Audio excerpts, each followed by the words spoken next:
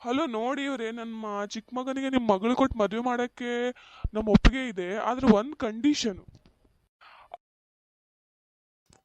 Hello, ಹಾಂ, hello, ಹೇಳಿ ಹೇಳಿ.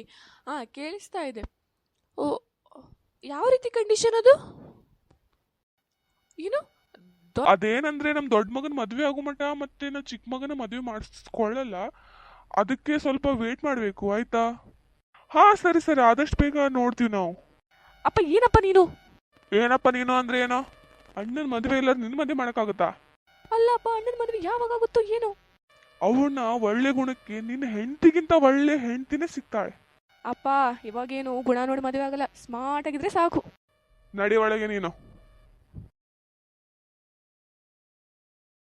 ನಂಗಂತೂ ನಿಮ್ಮ ಅಣ್ಣನ ಹುಡುಗಿ ನೋಡಿ ಸಾಕಾಗಿ ಹೋಗಿದೆ ಕಣು. ಅಪ್ಪ, ನಾ ಹೇಳಿಲ್ವೇನಪ್ಪ, ಅದಕ್ಕೆ ನನ್ನ ಮದುವೆ ಮಾಡಿಬಿಡಪ್ಪ. ಇಲ್ಲ ಇಲ್ಲ, ಇನ್ನೊಂದು ಹೆಣ್ಣಿದೆ, ಅದೊಂದು ಲಾಸ್ಟ್ ನೋಡ್ಕೊಂಡ್ ಬರ್ತೀನಿ, ಆಯ್ತಾ? ಏನಪ್ಪ?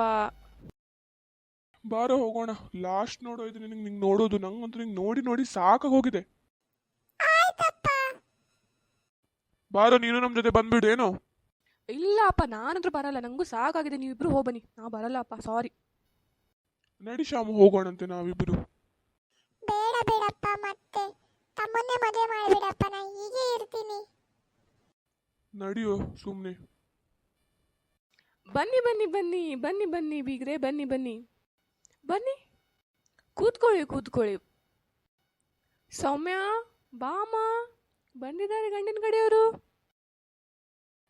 ಏನು ಓದಿದೀಯಮ್ಮ ನೀನು? ಸರ್, ನಾ ಸೆಕೆಂಡ್ PU ಅಷ್ಟೇ ಓದಿದ್ದೀನಿ. ಏನಮ್ಮ ಸರ್ ಅಂತಿದೀಯ ನನ್ನ? ಸರ್, ಇವನೇ ನೋಡಮ್ಮ ನೀ ಮದುವೆ ಆಗ್ತಿರೋ ಹುಡುಗ. ಹಲೋ ಸೌಮ್ಯ. ಹಲೋ ಶ್ಯಾಮು. ನಮ್ಮ ಉತ್ತರವನ್ನು ನಾನು ನಿಮಗೆ ನಾಳೆ ಹೇಳ್ಬೋದಲ್ವಾ? ಹಾ ಹಾ, ಅವಶ್ಯವಾಗಿ. ಇವ್ರು ನಾಳೆ ಅಂದ್ರೇನೆ ಭಯ ಆಗುತ್ತಪ್ಪ ನನಗೆ. ಏನಾದರೂ ಅಂದ್ರ ನೀವು? ಏನಿಲ್ಲ ಏನಿಲ್ಲ. ಸರಿ, ನಾವಿನ್ ಬರ್ತೀವಿ. ಬರ್ತೀವಿ ಆಂಟಿ. ಬಾಯ್ ಸೌಮ್ಯ. ಬಾಯ್.